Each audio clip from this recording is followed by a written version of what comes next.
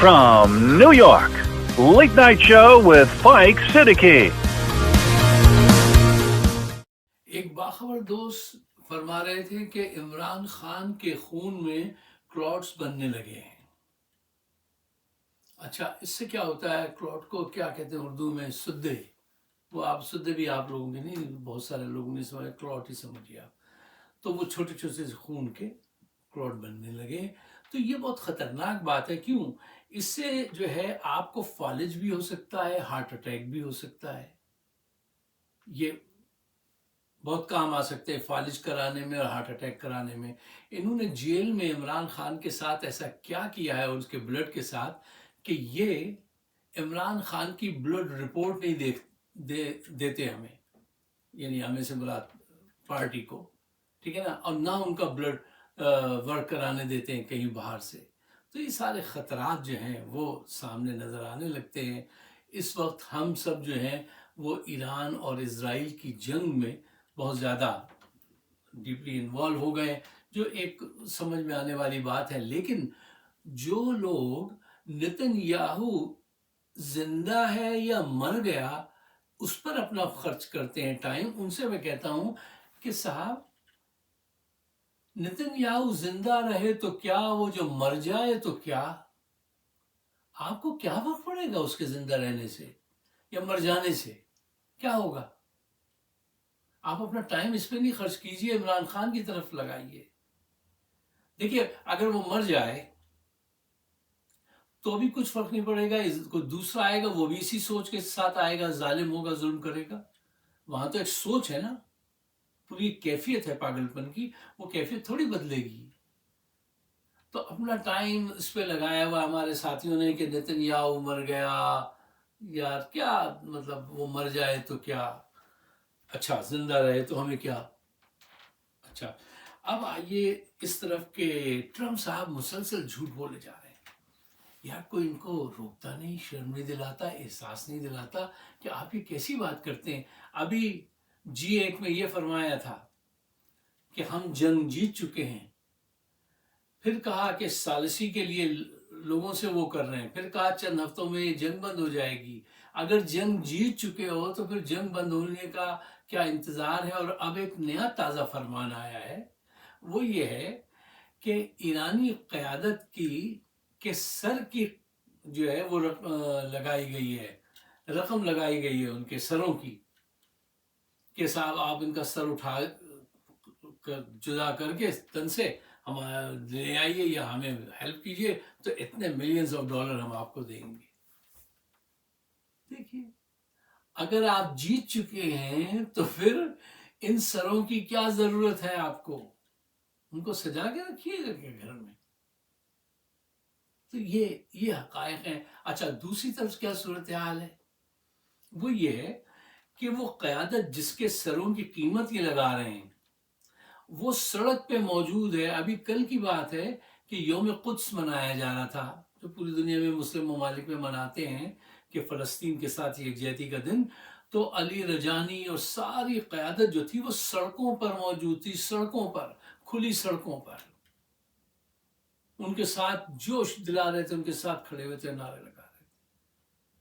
ایک طرف خوف کا یہ عالم ہے کہ ان کے سر کی قیمت لگا رہے ہیں، اسرائیل میں لوگ ڈر ڈر کے بنکرز میں بھاگے جا رہے ہیں، یہ سڑکوں پہ ہیں۔ اور جہاں یہ یوم قدس منا رہے تھے، اس تھوڑے ہی فاصلے پر صاحب بہت زبردست بمباری کی اسرائیل نے، لیکن وہ نہیں ڈرے، وہ وہیں کھڑے رہے اور نعرے لگاتے رہے۔ کیا فیض نے کہا تھا کہ جو چاہے لگا دو ڈر کیسا، جو چاہے لگا دو ڈر کیسا، یہ بازی عشق کی بازی ہے، جو چاہے لگا دو ڈر کیسا، یہ بازی عشق کی بازی ہے، گر جیت گئے تو کیا کہنا، ہارے بھی تو بازی مات نہیں۔ اور دوسرا بھی سنی لیجئے شعر کہ جس دھج سے کوئی مقتل کو گیا، مقتل بچوں کہتے ہیں قتل گاہ کو جہاں قتل کیا جاتا ہے، جس دھج سے کوئی مقتل کو گیا وہ شان سلامت رہتی ہے، یہ جان تو آنی جانی ہے، اس جان کی کوئی بات نہیں۔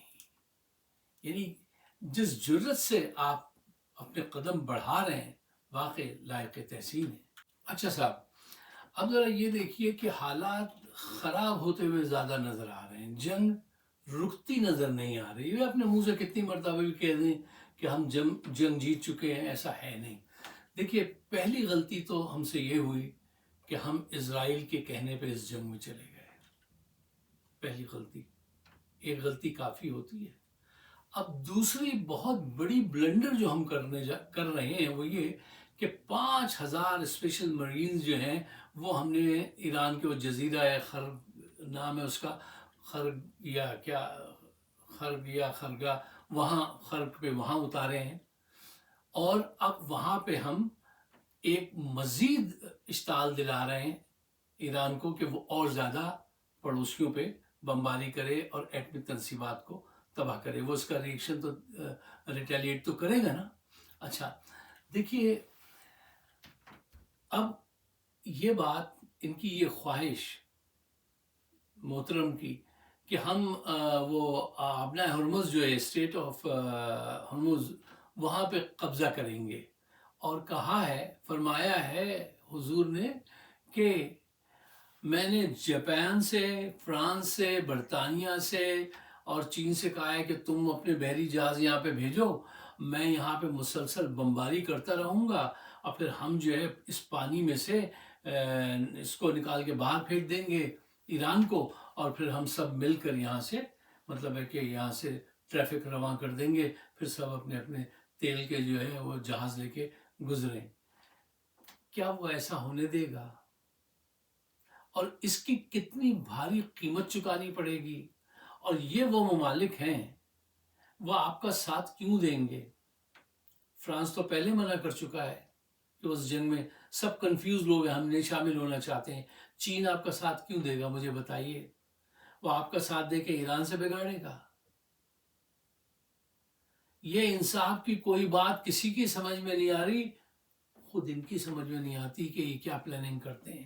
جب جنگ کا آغاز ہو رہا تھا تو ان کے ایک جرنیل ہیں، انہوں نے یہ بات ان کو سمجھائی تھی کہ اسٹیٹ آف ہرمز جو ہے وہ اس کو بند کر دے گا ایران، تو انہوں نے تکبر سے کہہ دیا تھا نہیں کوئی بات نہیں، اس سے پہلے ہم ایران کو مار گرائیں گے۔ دیکھیے، یہ خوش فہمیاں جو ہوتی ہیں نا، یہ کام نہیں آتی جنگ میں۔ یہ جنگ میں کیلکولیشن کرتا ہے آدمی، دور اندیشی سے اپنی پالیسی اسٹریٹجی بناتا ہے۔ وہی ہم نے غرور کو اسٹریٹجی سمجھ رکھا ہے کہ ہمارے پاس اتنے جہاز ہیں اور اتنا بڑا فلیٹ ہے اور ہم لے جائیں گے، تو یہ غرور اسٹریٹجی نہیں ہوتا، یہ آپ کو مروا دے گا بلکہ پھنسوا دیا ہے۔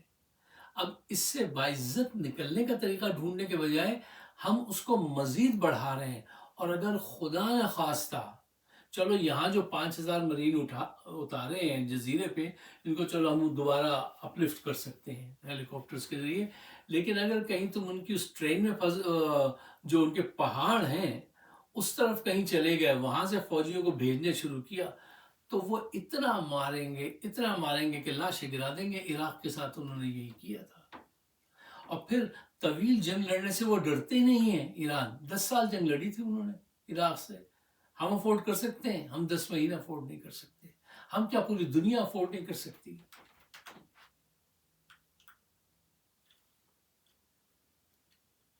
یہ صاحب میری ڈیوائس ہے، یہ کبھی، اچھا صاحب دیکھیے، اسرائیل کا ابھی تک یہ موقف ہے کہ جب تک ہم مکمل فتح نہ حاصل کر لیں، ایران کو مکمل برباد نہ کر دیں، ہمیں جنگ بندی نہیں کرنی چاہیے۔ امریکہ کا موقف عزت یہ ہے کہ ہم کمزور بھی نہ نظر آئیں، کوئی ایسا طریقہ ڈھونڈتے ہیں کمزور بھی نہ نظر آئیں اور معاہدہ بھی ہو جائے اور جان بھی چھوٹ جائے۔ مثلا یہ اسٹیٹ آف ہارمز پہ جو کوشش کر رہے ہیں، یہ 5,000 مرینز اتار کے ٹرمپ صاحب، وہ یہی ہے کہ ایک دفعہ ہم قبضہ کر لیں، پھر اپنے آپ کو ونر وہ کر دیں، اور پھر آہستہ آہستہ وہاں سے چلے جائیں۔ فیس سیونگ، ٹھیک ہے نا، دونوں کو چاہیے۔ اچھا، اب یہ اسرائیل جو ان کو مجبور کرتا ہے کہ نہیں، مکمل تباہ کر کے پھر نکلیں گے۔ یار مکمل تباہ کر کے پوری دنیا کی معیشت بھی تو تباہ ہو جائے گی۔ اچھا، کبھی آپ اس بات پہ غور کیا ہے ذرا ان حالات سے ہٹ کے کہ یہ اسرائیل اور ایران کا تنازع جو ہے وہ کیا ہے اور یہ اتنا گہرا کیوں ہے؟ یہ کیوں نہیں ختم ہوتا؟ اس کی ایک وجہ کیا ہے کہ ہمارے یہودی بھائیوں میں میرے بڑے دوست ہیں، میں نے بڑا وقت زندگی کا یہاں پہ گزارا، انہی کے ساتھ سارے کام کرتے ہوئے پڑھتے ہوئے سارا وقت انہی کے ساتھ گزارا ہے۔ اچھا، میں ان کی طبیعت آپ کو بتا رہا ہوں۔ یہودیوں کی یہ پیدائشی صفت ہے ان میں کہ یہ جو مل جائے اس سے پھر آگے کی خواہش کرنے لگتے ہیں، قناعت نہیں ہے ان میں کسی بھی صورت۔ کیا فیض نے کہا تھا کہ دل کسی حال میں قانے ہی نہیں ہے جان فراز، دل کسی حال پہ قانے ہی نہیں اے جان فراز، مل گئے تم بھی تو کیا اور نہ جانے مانگے۔ تو یہ کسی حال میں قانے نہیں رہتے، ٹھیک ہے نا؟ اور یہ دیکھیں ہر وقت شک میں رہتے ہیں، بحث و مباحثہ کرتے ہیں، اور ڈیمانڈ ڈیمانڈ ڈیمانڈ۔ یہ حضرت موسیٰ سے دن رات یہ ڈیمانڈ کرتے تھے یار کہ ہمیں اللہ کو دکھاؤ۔ اچھا، اللہ سے کہو ہمارے لیے کھانا بھیجیے، ارے کھانا بھیج دیا تو کہیں گے اس کھانے سے ہمارا دل بھر گیا، اب ان سے کہو وہ کھانا بھیجیں۔ اور پھر وہ ایک دفعہ تشریف لے گئے تھے دیدار کے لیے حضرت موسیٰ، تو بچڑے کو لے آئے، اس کو پوچھنے لگے، وہ آئے، انہوں نے کہا یہ کیا گناہ کیا تم نے؟ اچھا، اب تمہاری سزا یہ کہ ایک بچڑا لا کے ایسے اس کو قربانی دو اس کی۔ اب وہ لے آئے تو اتنے سوالات کہ وہ ذرا یہ پوچھ کے بتائیے اللہ تعالیٰ سے کہ اس کا رنگ کیا ہو، وہ جو ہے گائے جو ہے وہ فربا ہو کہ کمزور ہو۔ اچھا، ارے ایسے ہر وقت کچھ نہ کچھ۔ اچھا، یہ کیوریوسٹی جو ہے نا، یہ سائنس میں بہت کام آتی ہے، اور بڑے بڑے سائنٹسٹ آپ کو یہ ملیں گے، یہودی ملیں گے، کیونکہ وہ اور آگے اور آگے اور آگے لے کے جاتے ہیں، ٹھیک ہے نا؟ لیکن آپ کی زندگی میں، معاشرتی زندگی میں، سوسائٹی میں اگر اتنی زیادہ کیوریوسٹی آپ کر دیں گے نا کہ کہیں آ کے آپ ٹھہریں گے نہیں تو، اور گھروں میں بھی میں نے دیکھا ہے، دولت کے حصول کے لیے بھی دیکھا ہے، آپ پاگل ہو جائیں گے، آپ پریشان رہیں گے، اطمینان والی زندگی کبھی نہیں گزاریں گے۔ اور میں نے دیکھا ہے، بڑے بڑے دیکھا ہے، ایک بلڈنگ خرید لی تھی، کہنے لگے یار یہ دس از ناٹ گڈ انف، یہ تو اب چلو اس کے پیسے وہاں رکھو یار، وہ والی خریدنی ہے۔ یہ بے چین رہتے ہیں، اور آج بھی اسی چیز کا ثبوت دے رہے ہیں کہ اتنا بڑا نقصان ہو گیا ہے، سمجھو تمہیں اتنی بڑی جگہ مل گئی ہے، اور امریکہ سے ان کی فرمائشیں موسیٰ علیہ السلام نہیں پوری کر سکے، اب امریکہ سے بھی یہ روز ایسی خواہشوں کا اظہار کرتے ہیں، غزہ سے پورا نکال دو، فلسطینیوں کو مار دو، ایران کو تباہ کر دو، پاکستان سے اس کا ایٹم بم واپس لو۔ یار امریکن بھی اب سوچنے لگے ہیں کہ بھائی یہ ہم کس چکر میں پھنس گئے ان کے، کہ یہ ہمیشہ ایک نئی فرمائش سامنے آ جاتی ہے، ایک علاقے پہ قبضہ کیا پھر اس کے کہیں گے دوسرے پہ کریں گے، کتنا کچھ کر لیا ہے اور رکتے نہیں ہیں۔ ہم $18 بلین ہر سال ان کو اپنے ٹیکس منی دیتے ہیں، اور ان کی معیار زندگی جو ہے صحت میں، ریزیڈینشل میں، ہر جگہ ہم سے بہتر ہے، اور پھر بھی ساری دنیا سے ہم ان کے لیے جھگڑا مول لیتے ہیں، اور ان سے ہمیں کیا ملتا ہے؟ بھائی اب یہاں کی ینگ جنریشن یہ سوچنے لگی ہے، وہ سوچنے لگی ہے، یہ بہت ویسی بات ہے، بہت گہری بات ہے۔ جب یہاں کی ینگ جنریشن یہ سوچنے لگے اور سوال پوچھنے لگے کہ ہمیں اس میں کیا ملتا ہے، what we are getting out of it، اس کے لیے ہم سب سے جھگڑا کر رہے ہیں۔ کس لیے کر رہے ہیں آپ سب سے جھگڑا؟ وقت بدل رہا ہے، سوچ بدل رہی ہے، اور ہم سب کو بدلنا چاہیے۔